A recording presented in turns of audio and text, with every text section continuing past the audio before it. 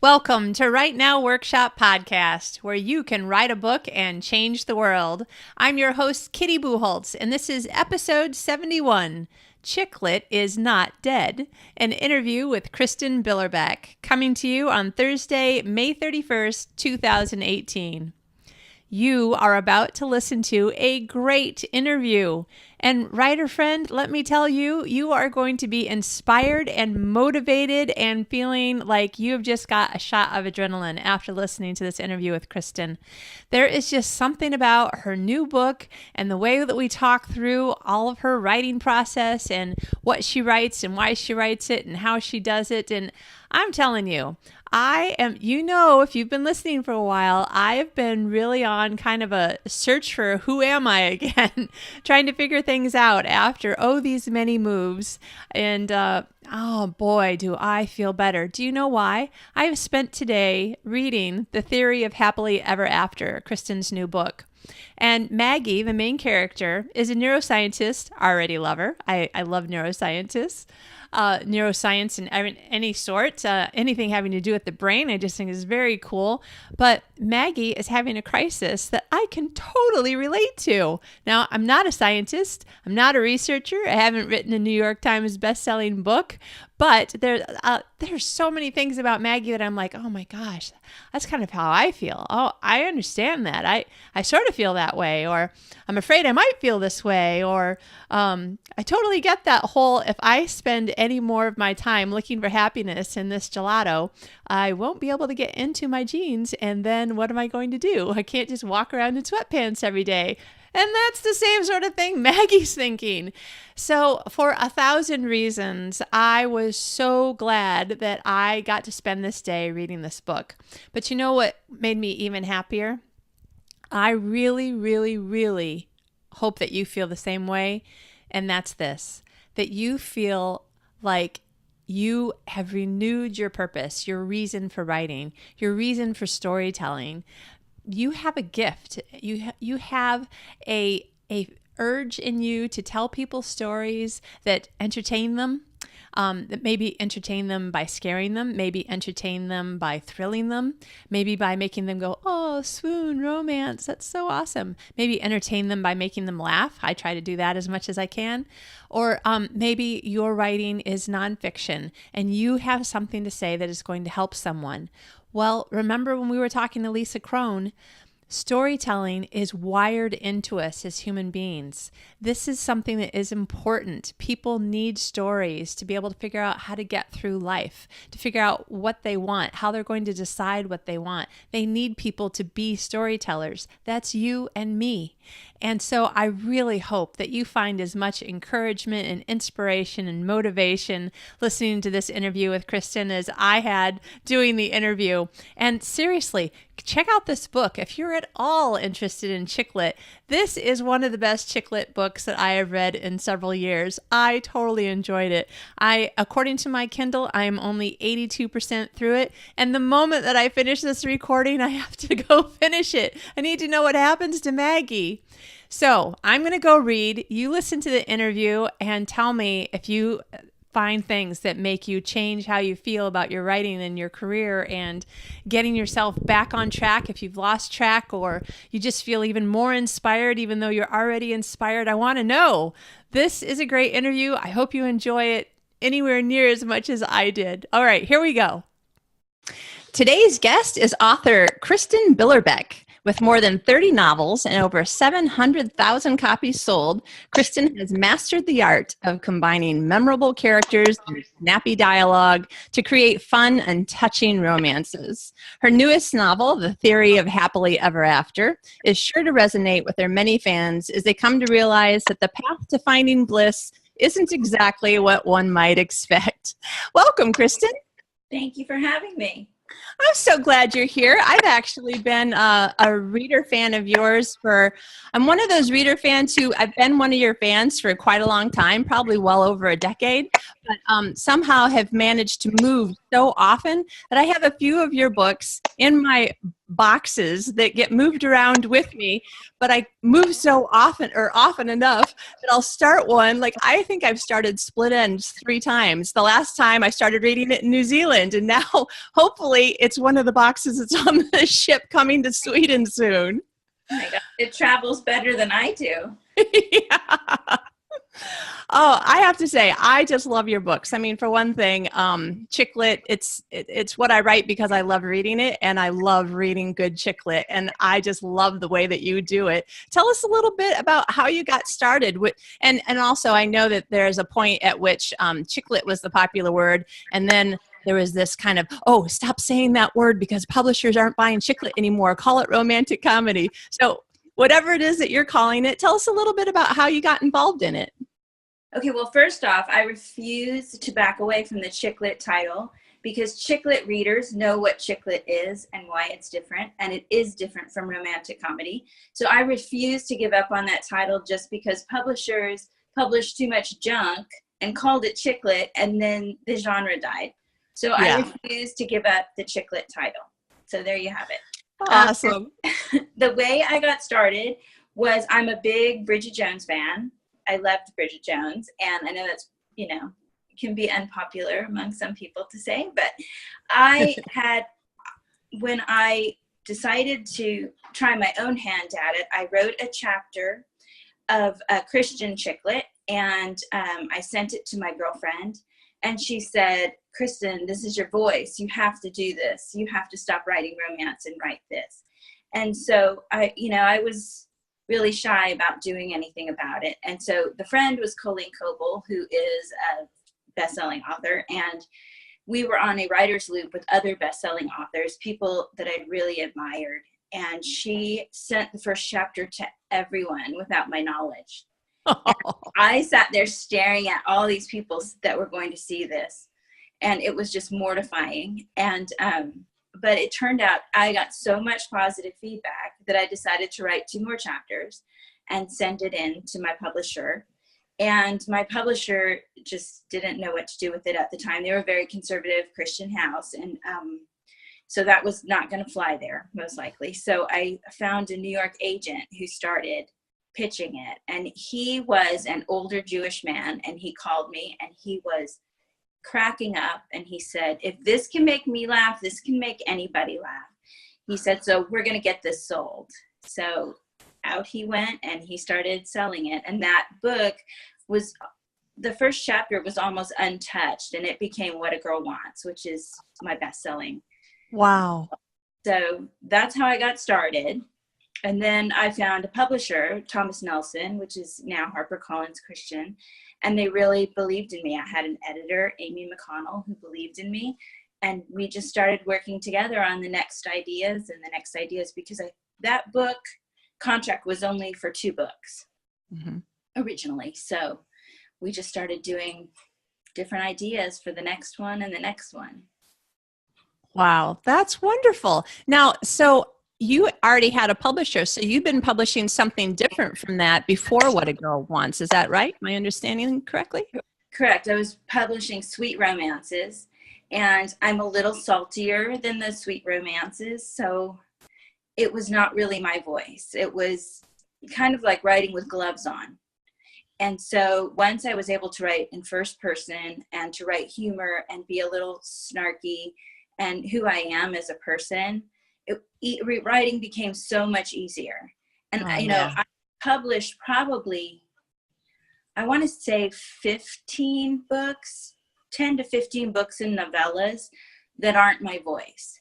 And what's interesting is I got the rights back for one of them, and I put it up on Amazon for, I think, 99 cents. I don't even remember how much.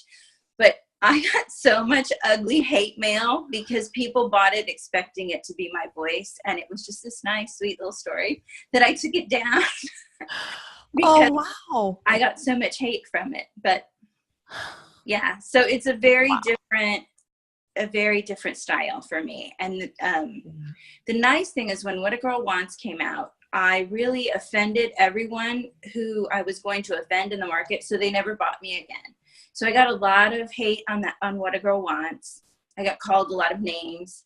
And then after that, those people went away. So that part was nice. Yeah. I offended everybody I was going to offend, and I could move on.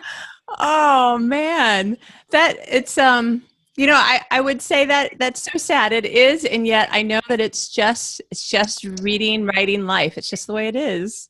Well, and whenever you put truths down, people take it with their background. So, Yeah. you don't know what kind of baggage somebody comes to a book with. And one Yeah. of the letters that I got was that I was anti-adoption, because one of my characters had just lost a baby and she went into an adoption situation right away. And my character, Ashley, was saying, "Are you sure you want to do this? You're not just panicking?" And so I got all this hate mail that I was anti-adoption. Aw. And that was just crazy to me. But I understood, if you're coming from that background, it would sound offensive. Yeah. So, you have to know that not everyone comes from the same background as you. And, another thing was, I live in a really Asian place. Like, everyone here is Asian. And so, all different types of Asian. We have Indian and Chinese and Japanese. And so I had my friend who's Asian read the book before I put it out. And, she was laughing and she thought it was funny. But, other people who came to it didn't see it that way, because, there's an Asian character and she is worried about her brother marrying him. And, I can see where it would come off as offensive, but really she thought the Asian wife was too good for her brother, not the other way around. So anyway, but what I understood from doing that is that, people who know you know your motives, and they know that you love people, and that's not, where you're coming from. But you have to be prepared for someone who's coming fresh to a book. They're not going to know your background. They're not going to know what you're trying to say, and they're going to assume things. So as an author, you have to be prepared to back up what you put down on paper. And Yeah. the truth is, no matter what you do, someone is going to find fault in it. That's so true. I Yeah. always say, as a writer, when you're getting all those rejections, it's, terrible to see them piling up. But the truth is, when you get published, your rejections just become more public and more ugly. Yeah.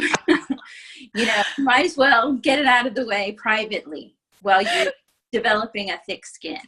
Yeah, that's a great way to look at it. Since I came into Chick Lit right as publishers and editors had decided that it was dying. So similar experience to you. Had a great friend who had a great agent and signed with an agent, and then she started getting a reply saying, "Yeah, we think Chick Lit is dying, so we're not going to buy anymore."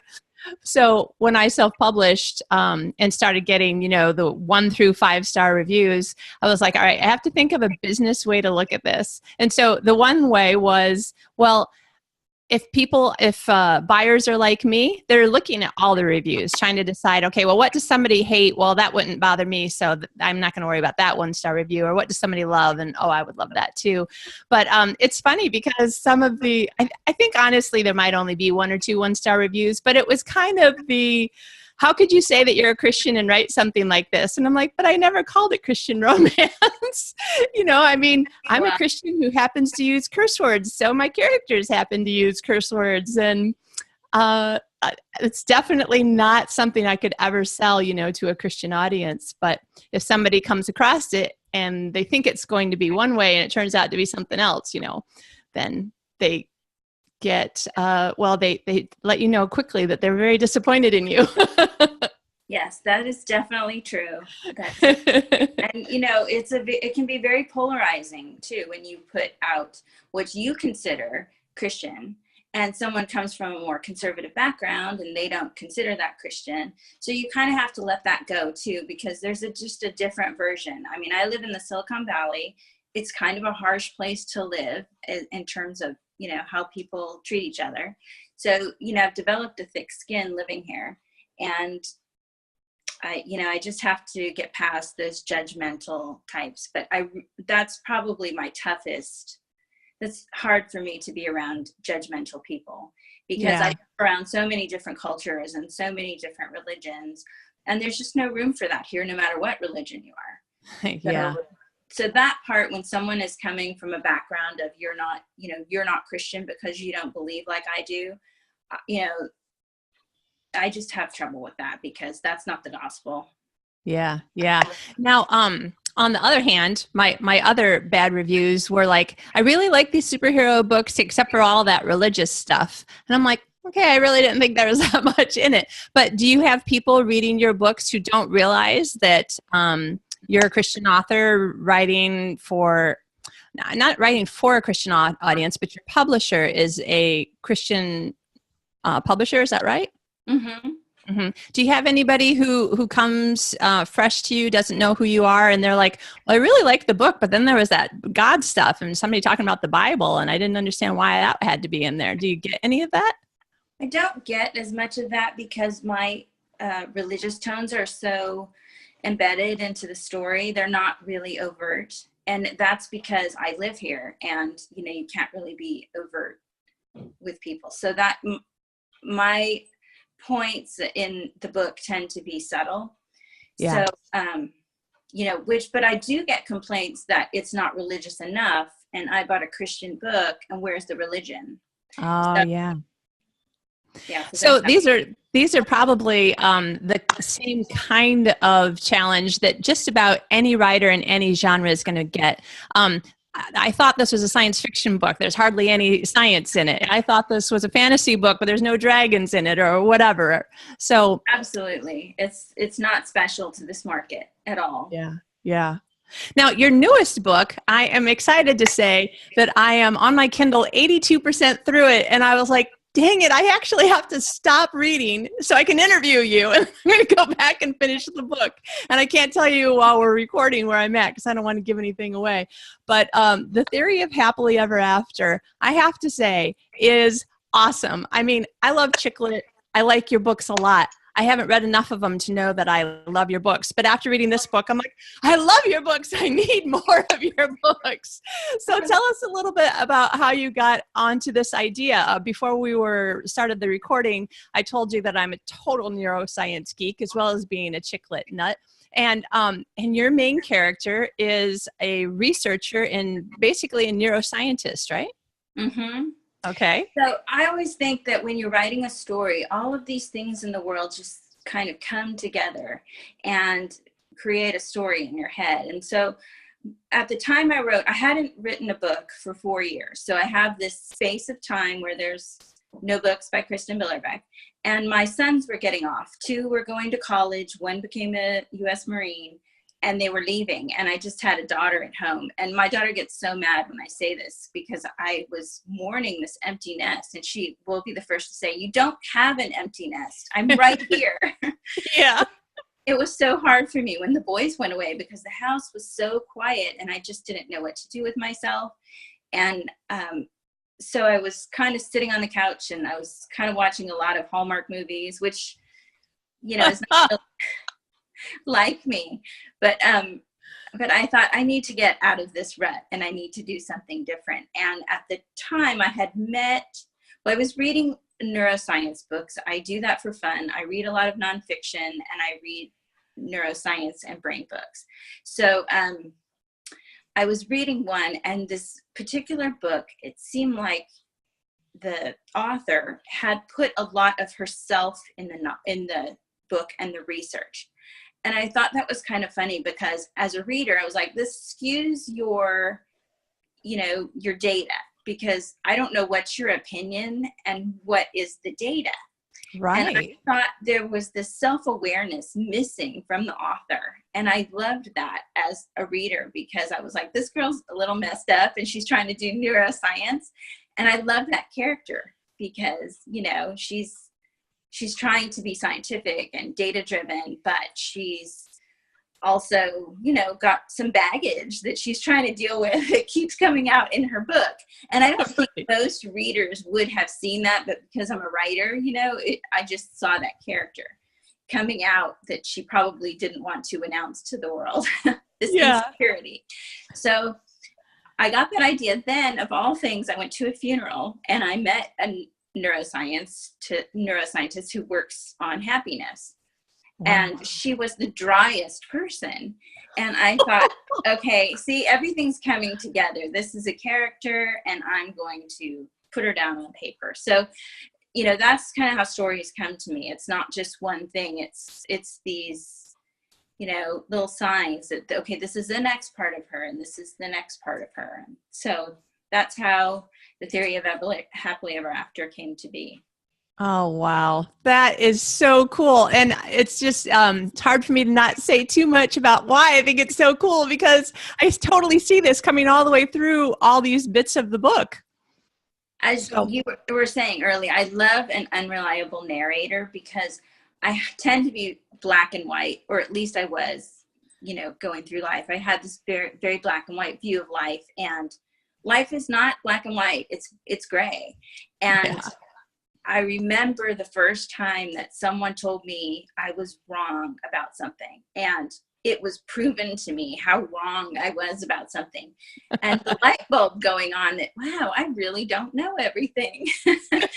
And so I just love to have a character kind of go through that and have her world shaken up a little. Yeah, it's really fun because now I'm sure that I would not enjoy having an unreliable narrator as the main character of every book I read. But it's been so long since I've read a book with an unreliable narrator that I remember. So I'm laying in this really kind of comfortable beanbag-like sort of chair in this apartment that we're in temporarily. And I got my feet up on my exercise ball, and I noticed that my toes are tapping. Like, there's no music playing. And I'm thinking, oh my gosh, look how happy I am reading about this woman who thinks this guy is being mean. And I'm thinking, he's not being mean. That's not what he meant. And then I'm like, oh my gosh, like as a writer, I like have this little moment of, oh, that's so great. This is an unreliable narrator, which made me like really pay even more attention and enjoy the story more. Because I was always like, do I agree with her version of events, or do I think she's wrong? All the time I'm thinking this. Yeah, well, that's good to hear that you were thinking about that, because, you know, we are set when we go into a book to believe what the narrator is telling us. But I love to have signs, outward signs, that maybe everything is not exactly as she sees it. And, you know, that's kind of the friends in the background are important to me because they see her in a better place. And I think that part is very true of myself. My friends see me as a better person than I think I am. And, you know, you have to have those people who build you up when you're on the floor. And I think, you know, creating community in a book is so important to a reader. You know, they want to see that the author, you know, has put some time into the side characters, and they're not just there randomly. They're not, you know, one of my biggest pet peeves in books is when the dialogue is, I want to say this, and then I want my character to say this, so it's, you know, so you know exactly what I'm talking about. And I like to have dialogue that, you know, the character's saying one thing and the friends are saying another, and you have to figure out who's telling the truth, because, you know, I think that's more how real relationships are. People don't just say, you know, when I say the sky is blue, your friends don't say, that's right, it is blue. And I think some dialogue really can sound like that, very stilted, and, you know, just say what I want you to say. And I want my characters, especially my side characters, to always say something unexpected so the reader is surprised. Yeah. And you do a great job of making them really interesting. Show us more about what we can't see because it's a first-person book. But without letting them get so interesting that now we're more interested in this, because this is a problem that I have sometimes. And it's actually the reason why I did not like the movie Return to Me with David Duchovny and Minnie Driver when I saw it in the movie theater, because I had an expectation going in. But then, honestly, the side characters are so much more interesting because they're just larger than life. And David and Minnie's characters, I felt, were really interesting, but life size. And so it's something that I noticed because I have a problem with it. Having side characters that are really interesting without being too interesting. And I thought that you did a great job of making me really wonder about everybody, but care the most about Maggie and what she was doing. And what I try to do is if I ever write their stories, the friends' stories, then, they would become more interesting, hopefully, because you'd start to get their backstory and the reason that they act the way that they act. But I try to do that in my head as an author before I put a character down on paper. I really try to know what their backstory is, what their baggage is, what motivates them, because motive is everything to me. I love, people can act, and this is especially true in the Christian market. When I was writing for the more, conservative house, Christians act a certain way. They don't do this and they don't do that. And there's a certain amount of truth to that. But one of the things I've learned is being a Christian my whole life is Christians are like other people in that if the motive is strong enough, they can do anything, Right. And so, getting a character to act a certain way is just a matter of putting them in a situation and seeing what they're made of. And Yeah. so I try to do that with my characters and know before I put them on paper where their, Achilles heel lies. Yeah. Oh, I love that. I'm actually going to come back around to some things that I was talking about with Lisa Crone. She wrote Wired for Story and Story Genius. Are you familiar with those? I'm not. I'm sorry. Oh, yeah, no, that's all right.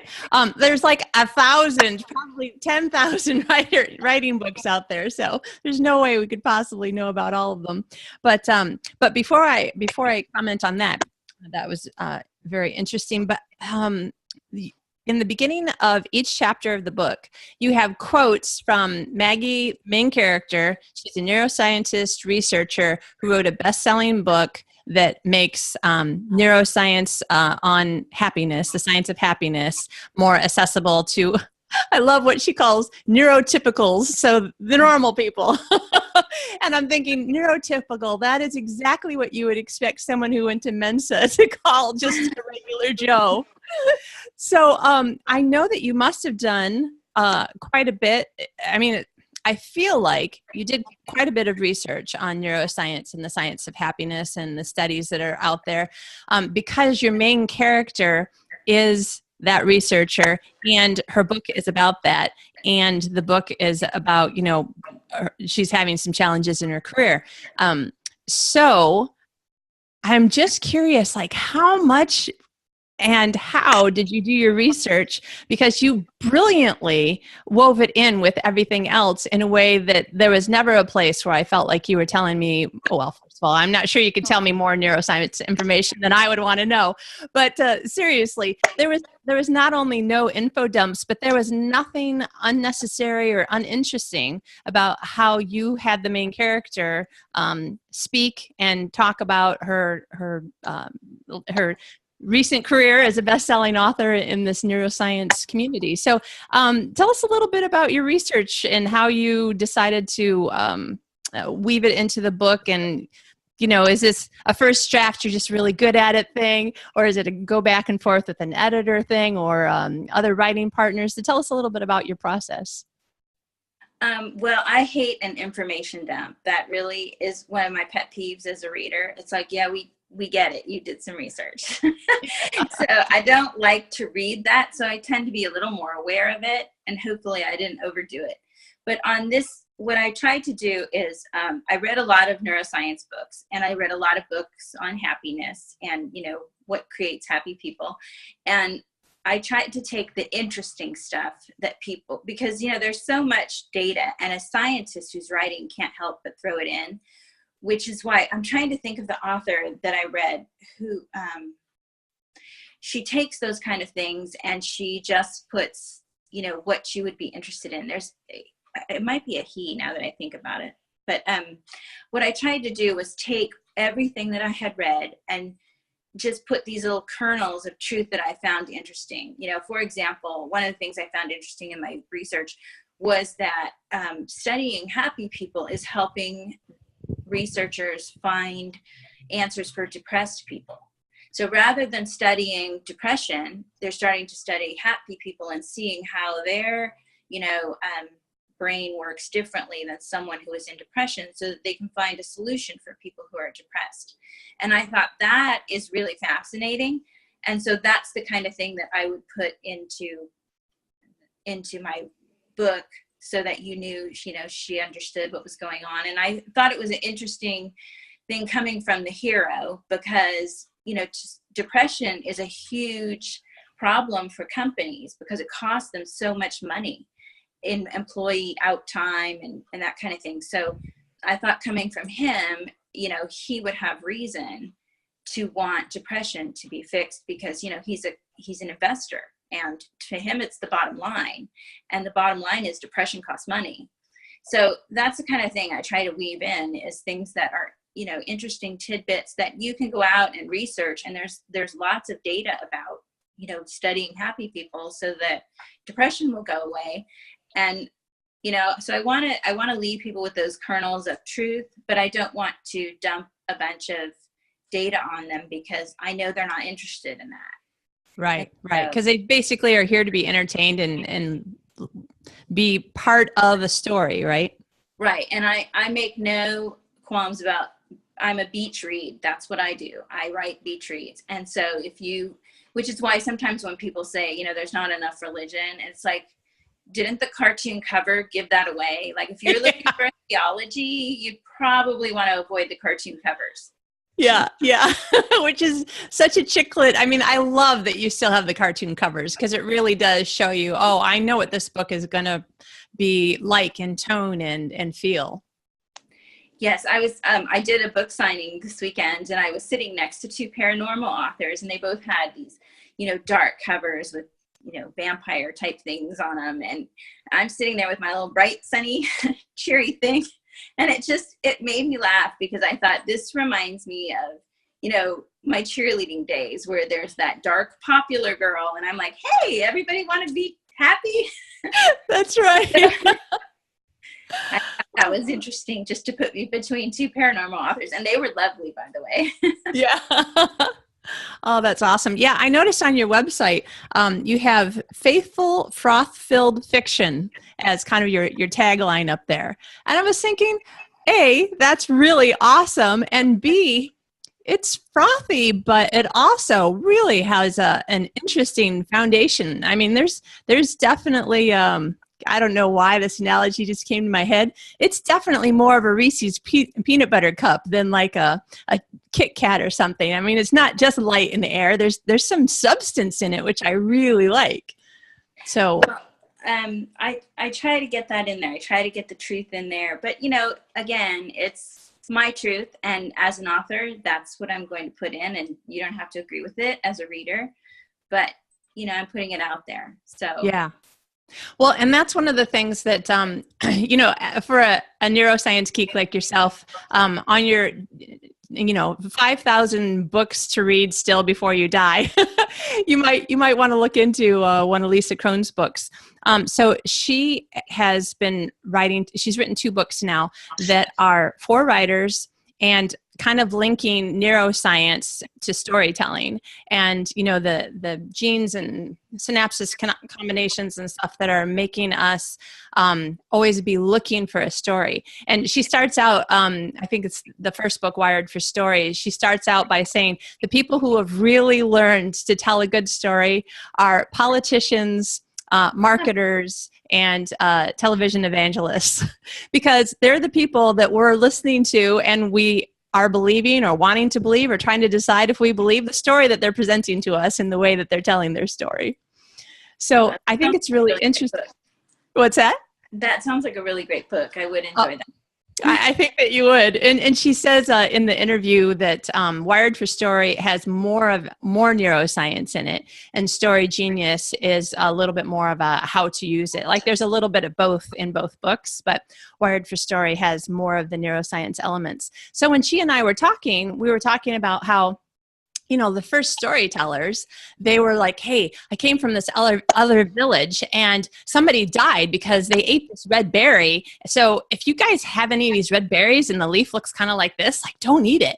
That's one of the examples that she said that she uses in the book and in talks that she gives. And I was thinking about, my way that I would always say that, is that, the first storytellers was like, there's a tiger out there with really, really long, sharp teeth, and this is what he looks like, and this is where he hunts, so we need to stay out of there. And people would be like, oh my gosh, yes, tell us more, because it's a story, but we're learning something from it. So for instance, when I'm reading a pirate novel, I don't know what it is, it's my guilty pleasure, pirate books, I just like them.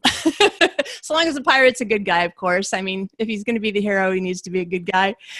And one of the things about pirate books is that I will never, okay, so we have had some piracy now in the 21st century, but pretty much I'm never going to run into a pirate. Certainly no good pirates, never going to run into a good pirate. There's just nothing about that book that's going to give me anything practical to use, except that when people are telling me the truth or lying or making up a story as a cover or whatever, I might need to know how people act and what sorts of things that they say if I'm in a meeting at work and I see that person looks like they're about ready to, blindside everybody with something that's a total half truth, and it's going to make me look bad. And I think this is how I'm going to react. Like, we can pull these things out of the stories that we read. And the thing that I was thinking when I'm reading your book, oh my gosh, I was loving it, is that I happen to be in the exact same position as Maggie. I've had a lot of changes in my life. I've been trying to figure out what happened to my joy and my peace, and maybe I'm not even doing the right thing anymore. Maybe I should be doing something totally different now. Maybe it was only for a season, or maybe I'm supposed to keep on going. I have no idea. And I'm reading about this woman who's like, I have no idea. And I'm thinking, oh my gosh, this character understands me. So as I'm reading about her and what her friends are saying and what the hero is saying and some of the other characters are saying, I was actually telling myself, don't say this aloud in the interview, but I really do believe that being authentic helps all of us to learn better and to communicate better. So I will say I had to stop a couple of times because I just started crying thinking about how that made me think of something else in my head. And then I would just be, I'd stop, let myself cry, talk to God a little bit, try to figure it out, think it through a little bit. And I'm like, okay, let's just go back to the story and see what else Maggie does.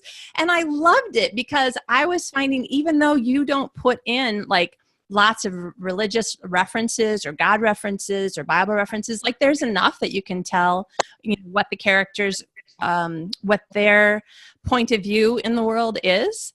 But it was making me think about things that I know and things that I've been studying. And, like the beginning of James, where it's saying, count it all joy when you go through trials of various kinds, and how people, they stop there and they're thinking that guy's an idiot.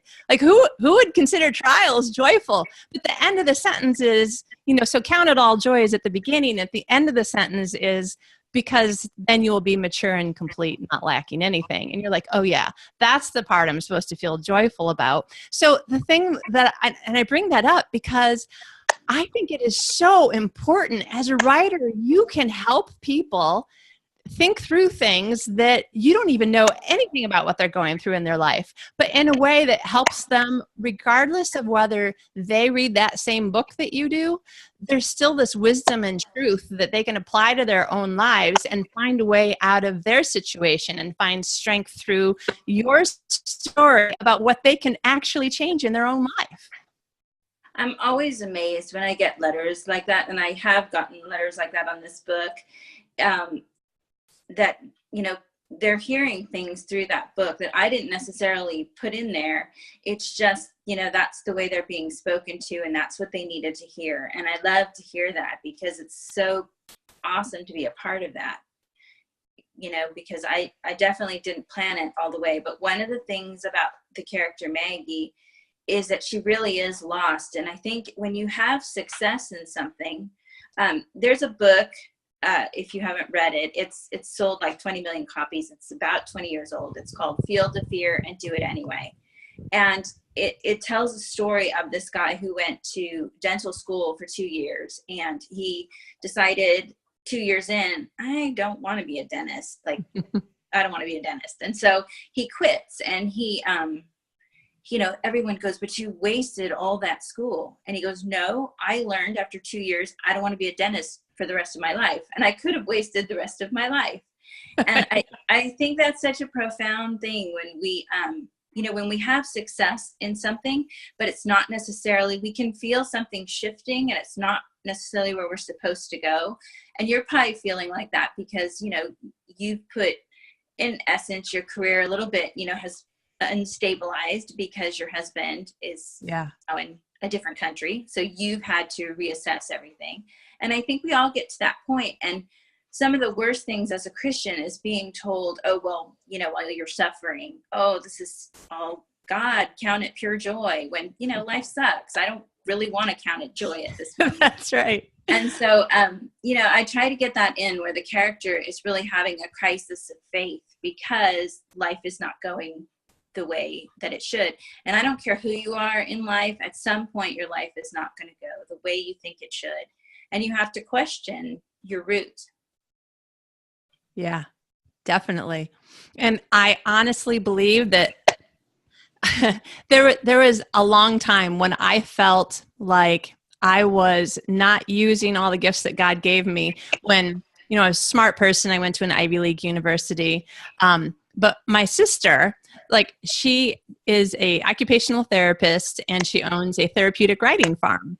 And so she has, 15 or 17 horses or something like that, and a couple hundred clients. And she takes kids out of wheelchairs and puts them on top of horses as part of their physical therapy, but also this emotional and spiritual and mental therapy. There's all these things going on. And I'm thinking, my sister helps kids walk and I write romances. And then a NICU nurse, what is that? Neonatal intensive care unit. So babies who are in intensive care, said to me once at church, she said, the thing is though, is that I do need you when one of my babies dies. I need to be someplace where life is better and things work out in the end.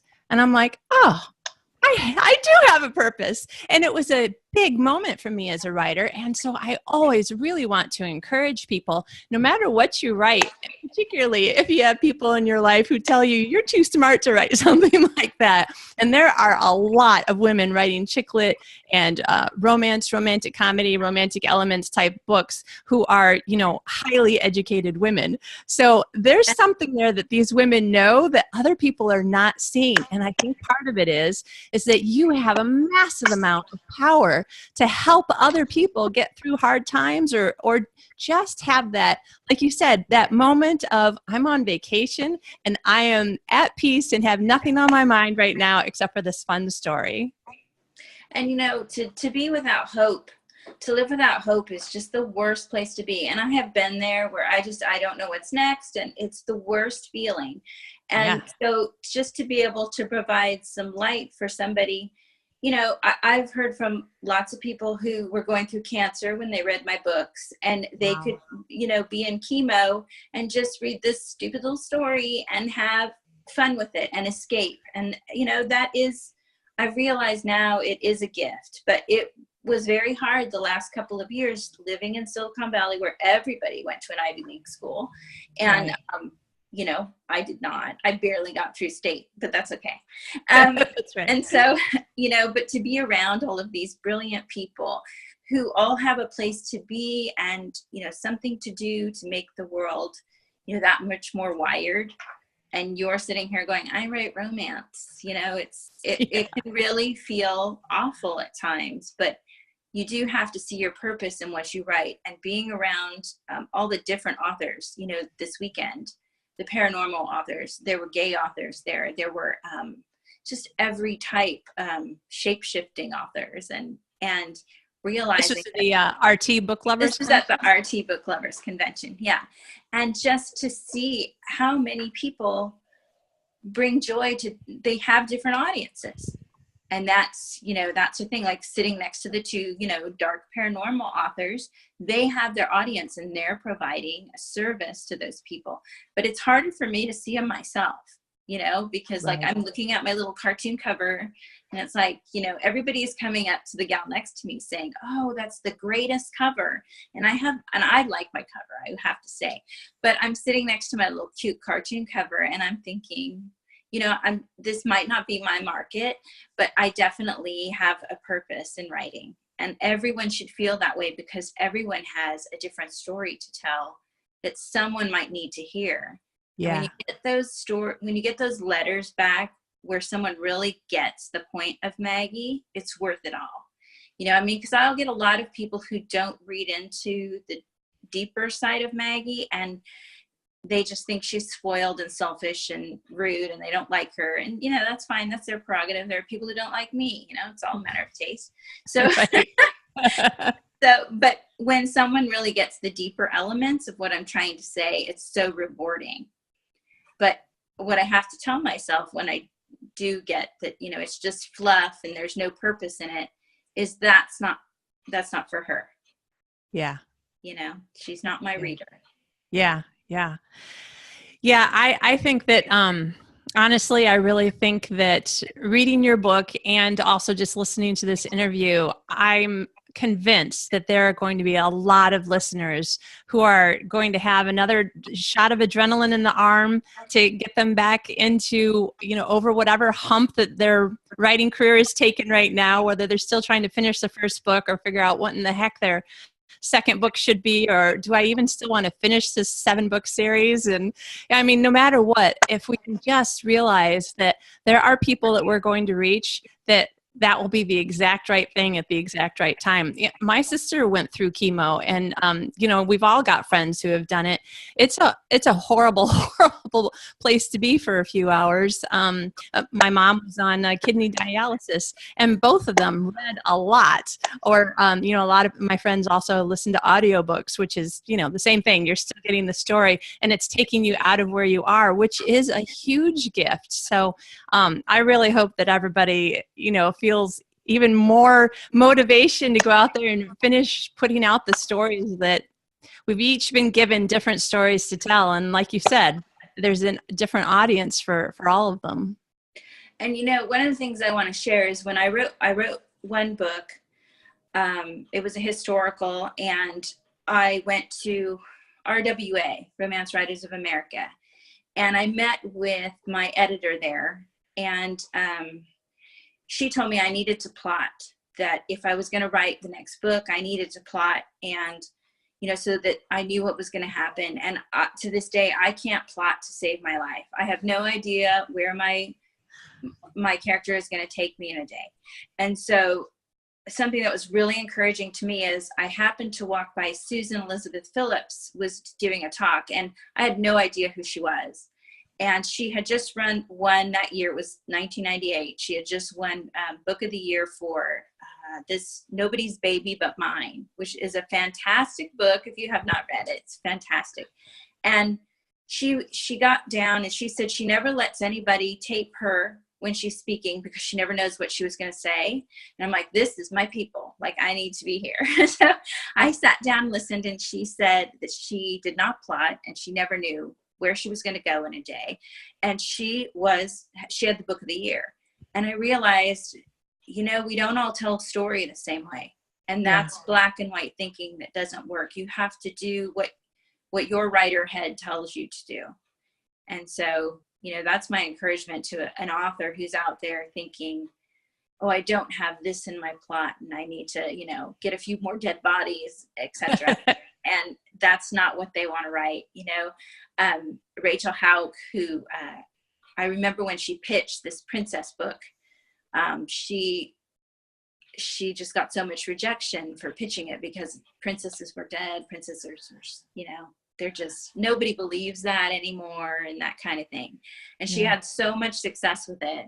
And now she's on the New York Times bestseller list with her latest books. And she had a Hallmark movie made of her princess story. And it's like, sometimes you really have to listen to that writer instinct, no matter what everyone is telling you. And so I would say the same for us with regards to chick lit. That chick lit is dead. No, bad chick lit is dead. It is going to be harder. But people who want to read chick lit are going to find it, and they know it's different.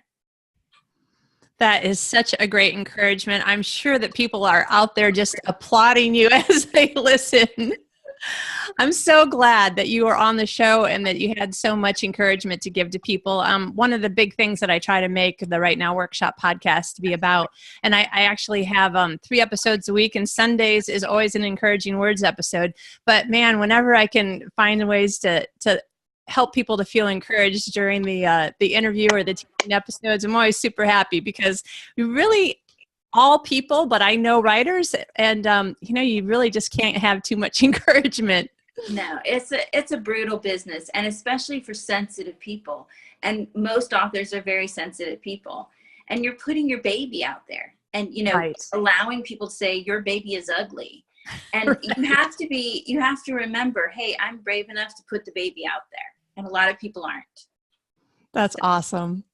Oh, I'm so glad you're on the show, Kristin. Tell us a little bit about where people can find you and your books. I'm sure you're going to have some people going, wait, I need to know more about her. So where can they go?